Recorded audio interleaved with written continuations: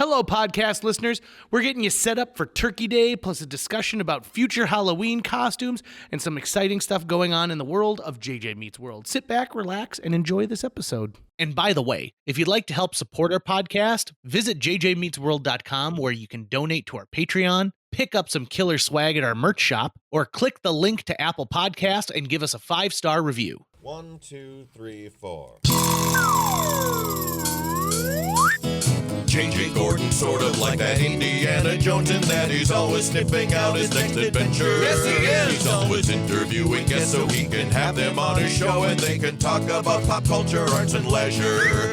J.J. has his flag unfurled and he likes his french fries curled, and he's fun and then he twirled as he goes to meet the world.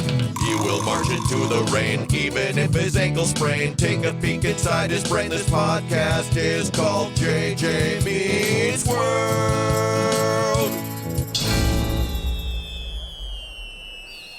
I'm right now writing a radio play for my high school students, and I wanted it to be a parody of Hallmark holiday films.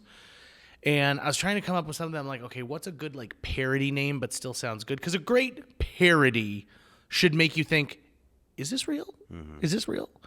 And I came up with Joyce to the World, about a woman who does not care for the holiday season at all. She's not quite an Ebenezer Scrooge, but Joyce has to, she falls in love with a Christmas tree. And it's a beautiful tree, and like she walks by it every single day on the way home. And then one day the tree's not lit up, and then she finds out that the town can't afford to light it up anymore. And so she takes it upon herself to like start this big fundraiser. I think it's going to be like pretty decent. And my hope is that they actually pick it up and want to have it as an actual film on the Hallmark Channel. That'd be cool. We are a breath away from Thanksgiving this year.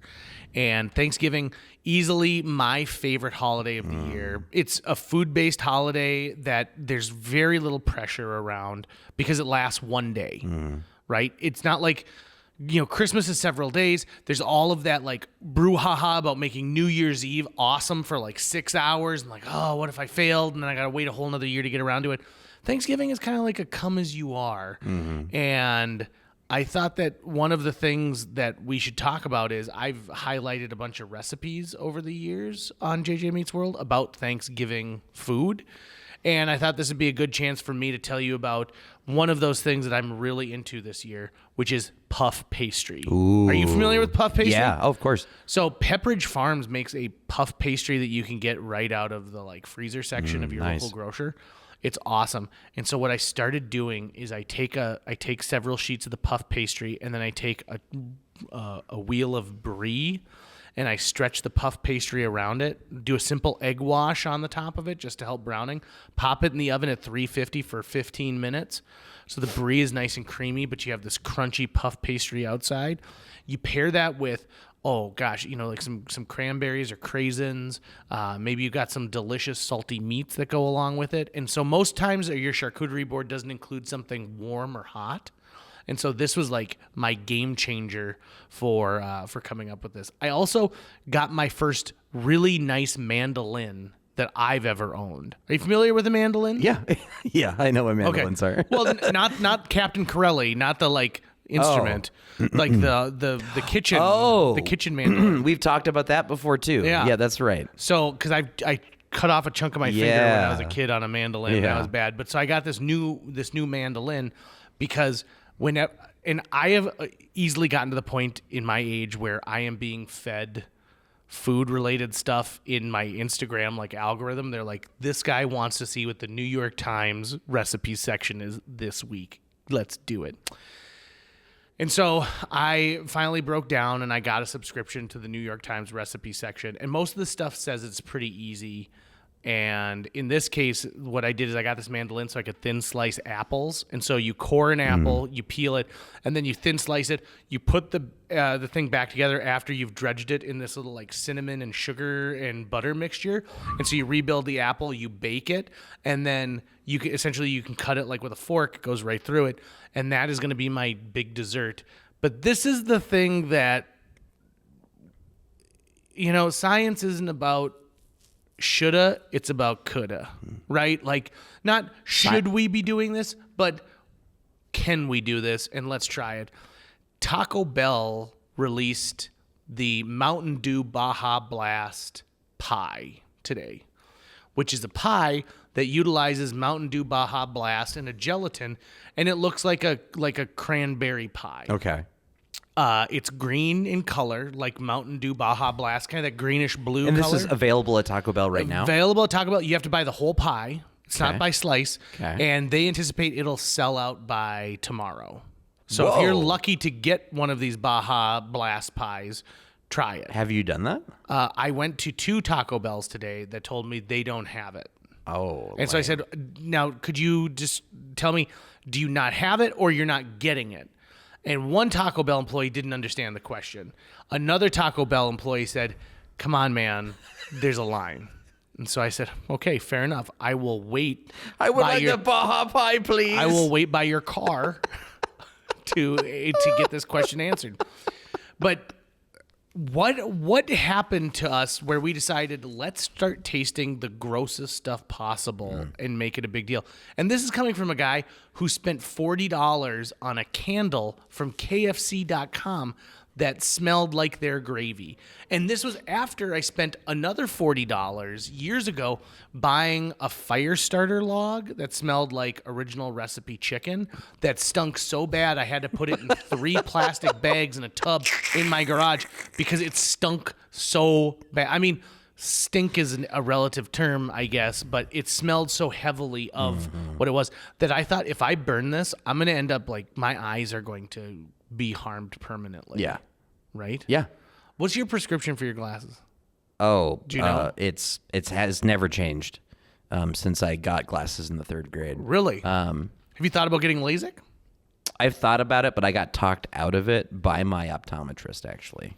Why? Because he wasn't going to do the surgery? No, because, and according to him and a few other people I've spoken to, while LASIK is effective, it does degrade your eye in its own way, and you will more than likely have to get LASIK again, if not a few times. And that, for me, actually wearing contacts, which I'm going to start doing again here pretty soon, I just have not taken the time to even buy them. That contacts, kind of work best for me at this point, especially because my eyes haven't changed at all since I was a kid. So. Hey, remember that time that you washed your contacts in the wrong type of solution Yep. and almost blinded yourself? Yep, that sucked. Yeah. That was also the first time, though, I was prescribed hydrocodone, and I was like, this is awesome. So because it hurt so bad. That sucked so hard. That so was really what painful. did you put them in? It was a kind of there are some contact solutions that you need to let it sit out so that the chemical itself changes its composition over time, and it's doing some kind of a disinfection to the lens that you put it in the night before, and by the next morning it should be ready to put in. You're not supposed to put it in immediately. I didn't know that kind existed. I had just gone and bought what I thought was my normal, or was just another brand of contact solution. I didn't pay any attention to the fact that it had a red word on the bottom saying this is this specific kind. So I had put them in solution the night before, and I had put them in and nothing hurt. But one of them didn't go in right and kind of got stuck in my finger, got a hair in it, so I doused it again. And when I put it in that time, suddenly it burned like crazy. Yeah, that sucked. How you do with eye drops? Good. Yeah? Yeah. I can't. Yeah. I mean, I literally I'm so used to putting in contacts that putting something in my eyes just doesn't really bother me. My co-host on the radio has contacts, and every now and then she's like, my contacts really bother me. And I watch her take it out of her eye, and I go, oh. Yeah. I can't. Yeah, mine are always the disposable kind, so put them in that morning, throw them away at the end of the day. My sister got LASIK, and I remember being in a car with her a week later, and she's like, JJ, I wouldn't have been able to see that stop sign. I'm like, oh my God. And they were letting you drive. But so this was, because, nowadays, LASIK, even from when people started getting it in the 90s to today, it's drastically different. I mean, it used to be only one surgeon in the entire state could do it. And now I feel like Walmart offers it. Mm-hmm. So when my sister got it done in the early to mid 2000s, she ended up like they put patches over both of her eyes that they like taped on, and they had to be on for like 48 hours, like taped on like that. And so Chrissy didn't want to be alone because she'd be so lonely. So we went over and we kind of like had dinner with her, but she was mad that she couldn't see our facial expressions, and she was constantly worried. She's like, are you like making hand motions that I can't see? And we're like, no. So then we're like, why don't we watch a movie? And she was like, oh yeah, thanks a lot, guys. And so we're like, well, what would you like us to do? And she goes, well, watch the movie, but you guys don't actually look at it. Be like me and not be able to see the movie. Yeah. And I'm like, okay, well, that tracks. I understand. Well, you could just tell her that you're not looking at the screen. Exactly. I thought about that. And there were other times too where I'm like, can I just mess with her a little bit? Like, can I like get up right behind her and then, be like, toilet, and just wait for her to like go, oh no. But we're as nice as we possibly could be. I thought about this the other day. I don't think that I've been sick for 2 years. Really? Like sick where I take a day off of work because I'm so miserable, or have to just like, I've had days where I'm like a little lethargic. There was, this last summer I went out and hit it hard at a friend's birthday, and I was moving slow the next day, but I wouldn't consider it sick, and I wasn't throwing up or anything like that. Yeah. And the last time I was seriously ill was like in 2015. I got the flu, and I had never been a flu shot person before that. And I honestly thought I was going to die. Actually, that's not true. January of 2020. This is going to sound ridiculous, but I think that I got COVID before everyone else got COVID. Maybe you were patient zero. So Amy Eiler and I were so sick. We had an event over the weekend, and we were both like, I'm so sick. And I was like, me too. I am so sick. I'm so tired. I don't know what's going on. And so I worked on Monday, and she took that day off. And then I took Tuesday off, but she worked Tuesday. And then we flip-flopped back and forth all week long, being like, you're listening to it. And to the point of where our coworkers like, hey, it'd be great if you weren't here. I ended up going into the doctor, and they were like, oh, we think this is bronchitis, which is what they misinterpreted COVID as. But this would have been mid-January 2020. Things didn't really shut down until March. Right. And so, but that's not to say that it wasn't already around. Yep. We just weren't like, it wasn't to what it certainly ended up being.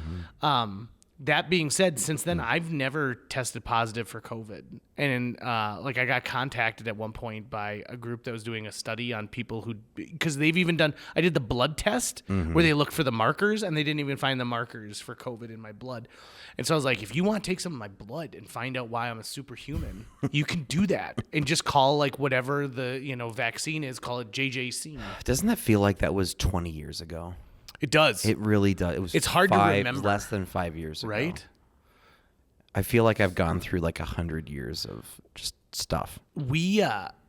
Jill and I didn't get together with family for Thanksgiving, and that really killed Jill. Yeah. Whereas I am always left alone on Thanksgiving. And so I'm like, finally, my dogs are here, my wife is here, and you're going to watch Planes, Trains, and Automobiles with me. Hooray! And we still made like a full Thanksgiving dinner, and it was a ton of fun. And so like I think fondly on that, but then by Christmas we're like, okay, well, we'll get together for Christmas, but we're gonna mask and that kind of thing. This year I'm alone for Thanksgiving and Christmas. Really? Like all of Christmas and all of Thanksgiving. Why? Well, for like my sister goes to her in-laws for Thanksgiving and Christmas Eve. Jill's gonna go to the Twin Cities with her family for both of those holidays. Oh. And so Christmas Day, most likely I'll get together with my sister at some point for a little bit. But for the most part, I'm a lonesome, which means that I'm going to cook all my favorite dishes, and I'll slurp gravy right out of the pan. Well, I'd get together with you, but I'm going to be in Arkansas. Are you? Yep, I'm going to drive down the week of Christmas. Yeah. And then be down there with them for a couple of days, which would be nice. I was just talking about your grandmother the other day. Yeah. And I was talking about that summer I went vegetarian, and your grandmother tried to be this wonderful host and cooked my vegetarian sausage and chicken fat, and then put all that mayonnaise on the fruit to make a fruit salad. It's funny. And I was like, Mary Ellen, I love you to death, but I'm gonna need to go get myself a vegan crunch wrap after this. I still talk to that lady. Do you? Yeah, I find myself talking out loud to her. Do you really? From time to time. Or seeing something, I know exactly what she would have thought of that, really? or that comes in a lot. I often imagine that she's just kind of looking over my shoulder from time to time and going like, I'm sorry, hey, I know you wouldn't have liked me doing that. Maybe you don't have to watch all the things that I do. Mm-hmm. My mom has a friend who every time she hears Whitney Houston, like a Whitney Houston song, she thinks it's my mom trying to communicate and saying like, hey, look around you. There's a message I'm trying to sell you, or send you, not sell you. Yeah. And We have a couple of friends who are gone now that would probably just come and fart. Yeah, That's 100%. what they would. That's what they would do. If ghosts fart, if they have farts, that's what they would do. I really apologize if there is an afterlife with ghosts. I'm really sorry to the ghosts who follow me around because I think I might be boring. What if it turns out though that ghosts are farts? That's what farts are. That we're like constantly sucking in ghosts all the time. We don't realize it, and that's how we get rid of them. Brother, I am full of ghosts. Nonstop Yeah. ghosting. Yeah. Actually, we used to have this little thing when I was hosting a morning show with Scotch and Britta where if someone had like a silent fart, we'd be like, it smells like a ghost in here. And it'd be like, oh, God, it smells like ghosts. And so then it was like Ghostbusters became all the funnier because of it.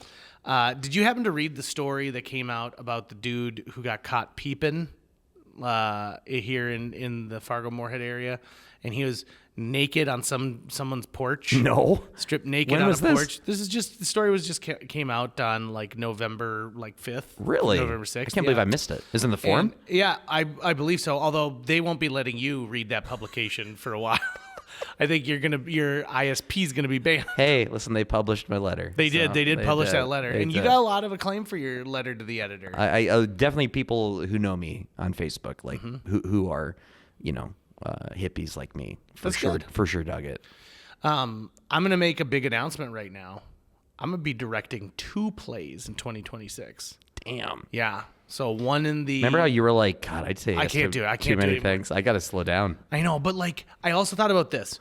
What if this is my only turn on this crazy blueberry we call planet Earth, and I got to do everything that I Yeah, can? for sure. One day you're going to be in hospice, and you're going to be like, oh, I didn't direct enough plays. Yeah, okay. Honestly, I literally was talking to someone yesterday and I was like, let's talk about what you're going to say on your deathbed, right? Like, what's the thing you're going to regret on your deathbed? And one of them might be like, I wish I had done more creative things that I enjoyed. Yeah. Because I've talked to so many people lately, and like it's coming up in the holidays when a lot of creative people are doing different things. Like if you're a comedian, you're touring around. If theater companies, like a lot of money can be made during the holiday months and things like that. And I'm talking to people who are miserable about their creative endeavors right now. And I'm like, man, not me. Yeah. I'm having a blast. Yeah, no, I'm full steam ahead right now. I'm very motivated by, if I were to answer the question, it would just be, my hope is that my 30s will be my low point. Yeah. My 30s, I want to have been my low point because I had some pretty low points in my 30s. And I look back on it, and sometimes I feel like, did I waste my 30s? Ooh. But in fact, I think that's one, if I learned nothing from them, if I just continued living my life the way I did, then it would have been a waste. But I want my 40s to be my best decade thus far. And then I want my, I hope to have my 50s and 60s and 70s and 80s or whatever. And I want those all to be better than my 30s in some way. So that's kind of my rubric. And a lot happened in my 30s, right? I mean, I went through a lot of relationships, a lot of family turmoil, a lot of jobs that just didn't work out. I failed a lot. And I survived it. And I really want my 40s to be very, very, very, very different. Can I tell you something that bothers me that people talk about lately, which is like failure is the best educator you're ever going to have. And, right. and failures are your successes. No, sometimes failures are failures. Yeah. And sometimes people, like, if there's a difference between failing yourself and failing at what you tried to do, right? Yeah. And I feel like there's so many people I know who are trying to blame bad things on their life on being like, this is a great opportunity for me to learn and be better. Be like, is it? Is it? Because it seems like you keep failing at the same thing over and over and over again. Eventually you're not going to be invited to the Olympic trials. What are the plays that you're directing in 26? I'm not at liberty to say yet. They Oh. have not announced. Well, what's the all of first? them. What's the first one? They haven't announced it. Okay, but what's the second one though? Oh yeah. Okay. Yeah. No, I'm not allowed to say. Damn it. I'm not allowed to say. Okay, but just I am give me excited. the first one. Oh, sure. You know what I am excited about? I kind of want to take you to go see this too, but like I just booked my tickets for Harry Potter and the Cursed Child, which is the national touring company right now. Oh my God, how have I gotten this far and not talked about this? But I saw that show on Broadway, and then I saw that show in Chicago. They had a permanent cast in Chicago, and now I get to see the touring company. It is one of the most fascinating shows because the amount of stagecraft and special effects is really amazing. And I'm not talking about projected special effects. I'm talking about physical things that they've built onto the stage that really are fantastic. The first time I saw Harry Potter and the Cursed Child, Jill had come with me. So Jill had gone on all these extra vacations. I hadn't gone anywhere since COVID had started, and it was 2023. And I said, I need to go somewhere, and I need to do a bucket list thing. And I'm like, I want to go to New York on a theater trip. So I saw a bunch of musicals. Like I saw the Beetlejuice musical with the original cast at that time. I saw Hugh Jackman as Wolverine, a.k.a. Harold Hill in The Music Man. It was just, I had a phenomenal experience. So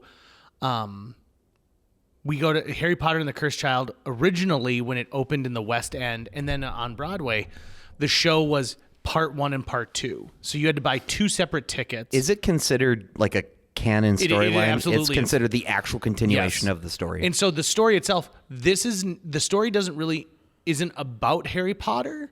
It is about Harry's son and Draco Malfoy's son. Okay. And the adventure that they go on, which then involves getting, the Malfoys and the Potters and the Weasleys together as adults. Was this written by J.K. Rowling? I think that she came up with the concept, but I don't think she wrote the actual stage play. Okay. Which is good, right? I also want I know that there's a lot of people who don't want to see any Harry Potter stuff because they don't support J.K. Rowling, and I totally agree. I would not give her $1 if I had a chance. But so many other entities own pieces of that. Like Harry Potter Legacy, the game, has a great character who's trans, and it's a real F you to J.K. Rowling. And she can't control it because she doesn't have the video game rights anymore. Good for you, Pottermore. Portkey Games. So the first Harry Potter and the Cursed Child, it's part 1 and part 2. You had to buy tickets separately. So you would get the first half of the story, then get the second. They did things where part 1 plays Tuesday, Wednesday, Thursday, and part 2 would be Friday, Saturday, Sunday. And then sometimes they'd have split matinee. Eventually they realized this is just too much and people don't want to be fleeced for $500. Right. I got to come back next week to see the rest of this? Right. And so they were able to cobble it together into one show. But when we go to the show, first of all, the theater in New York is built to be the Harry Potter theater, right? So there's stuff all over. You can bring wands and do magic tricks everywhere. Everything's themed around it. And there's a sign that says, this performance is 4 hours and 22 minutes long. And Jill looks at it and goes, what the hell? Holy shit.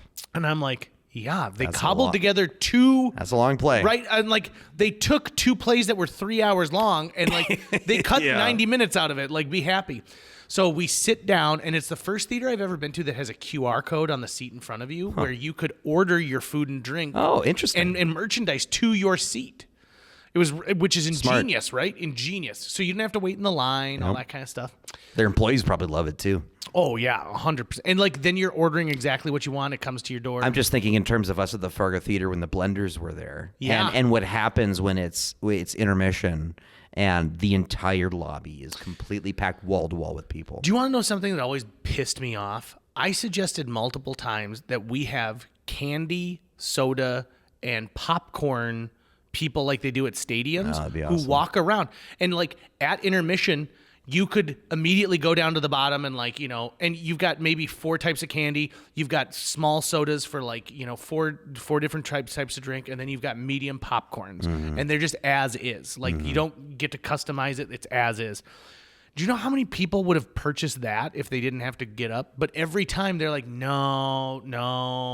They're like, why? That's too sportsy. And I'm like, you're telling me it's too sportsy? I'm telling you, you will make bank. Yeah. So my favorite part of the Harry Potter and the Cursed Child, when I see it with Jill, is about the first 15 minutes go by. And the first 15 minutes, like, the play starts at King's Cross Station. And there's this big beam of light that comes down that's through the back end of the station. It's beautiful. It's amazing. And after 15 minutes, Jill leans over and she goes, like, where are the songs? And I said, this is a play, not a musical. And she goes, what? So right before the end of the first act. I would have had the opposite reaction. Right. Right before the end of the first act, Jill has fallen asleep. Right? Now, I think I paid $250 a piece for these tickets. $250 a piece for these tickets.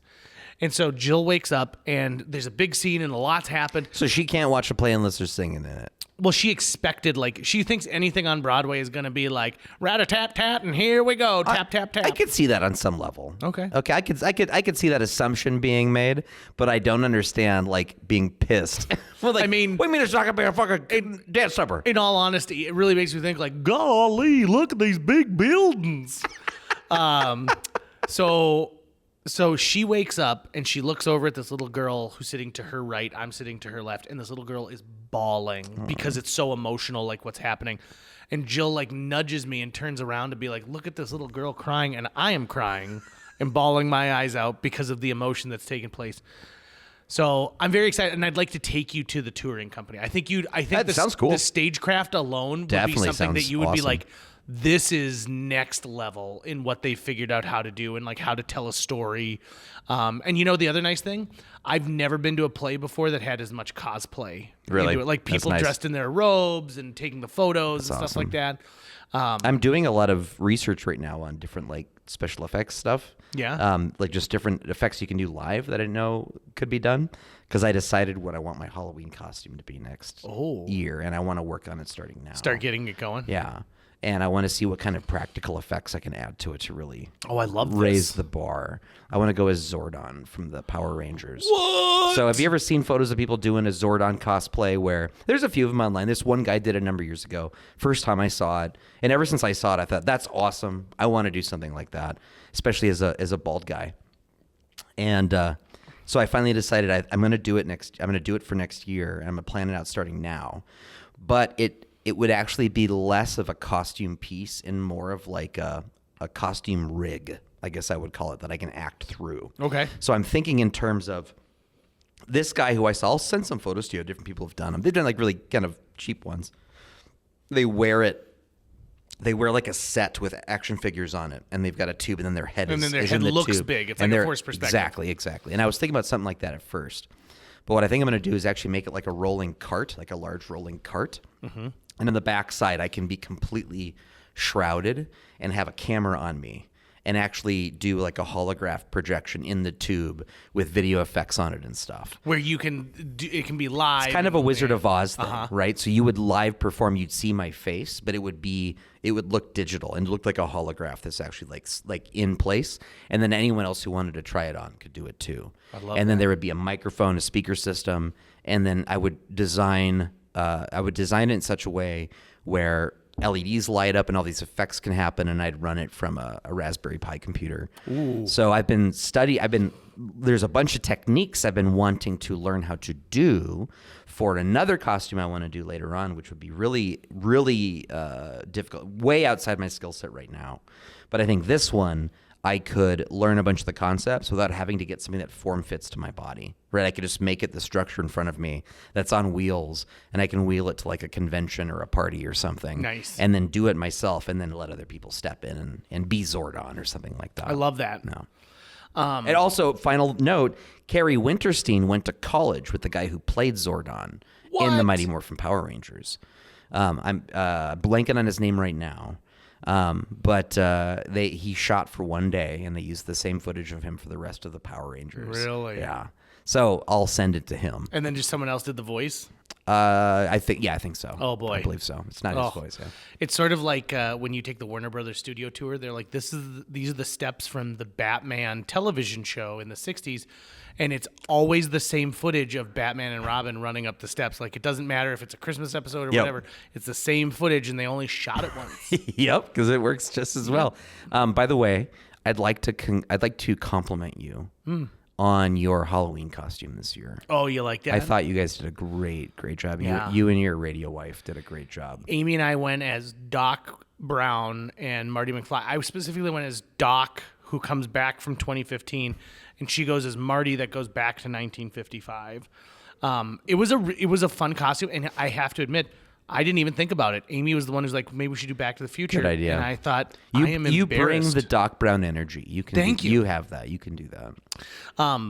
I got hit on a lot when I was in that costume, and I think it's because the coat and the hair make me look like I'm 7 feet tall. And local celebrity status. I mean, that'll. Nobody knew it was JJ Gordon. But I thought you were doing a KFGO event. Yeah, I didn't get hit on at the KFGO event. It wasn't my regular listeners who were flirting with me. This is when I was at the Junkyard Brewery. I haven't even donned a costume in years. So. Oh, it was great on a Friday night. Like, it was awesome.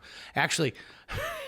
There's a group of people in there dressed up like Care Bears, and the guy who was Luck Bear was walking around with this. It made like Polaroid, like it was a digital Polaroid camera. So it printed little photos off that looked like Polaroids, but it was digital, so you could see what it looked like, and it had like that old like leather look of like a brownie. And the guy and I were just kind of chatting, and I'm like, "Hey, Luck Bear, good for you, Care Bear stare." And so we just had a back and forth, and then he came over to our table, and he's like, would you guys like a picture for tonight? And I'm like, great, because I was out with some coworkers and their other halves who I'd never met before. And so it was a lot of fun to get to know like those people on a more personal level. And so Luck Bear took a picture, then we saw him later, and then we went to another bar, and Luck Bear was there, and I'm like, hey, are you following me or am I following you? And then 3 minutes later, we were in this deep conversation about how he had been adopted. And he told me all about his story, and like he's like, I have never found my birth parents because I was adopted through the Catholic Church, but my adoptive parents are my parents, and they're the people I love the most. And I was like, Luck Bear didn't expect to get to this point, and he goes, listen, if you could just go back to 1985 and find out who my real parents are. And I was like, you got Luck Bear? That's going to wrap it up for today's show. If you enjoyed this episode and would like to help us continue to produce new episodes each week, visit jjmeetsworld.com, where you can donate to our Patreon, pick up some swag at the merch shop, or follow our link to Apple Podcasts and leave us a 5-star review. You can also follow us on social media. We're on Facebook, Instagram, Twitter, YouTube, all the sites the cool kids are using these days. JJ Meets World is produced every week by Tucker Lucas. You can find out more about Tucker's work by visiting moonbasemaria.com. If you want to get in touch with your host with the most, check out linebenders.com, where you can find direct contact info for JJ or booking information. Oh, I forgot to mention, also on Thanksgiving, I plan on taking over the world.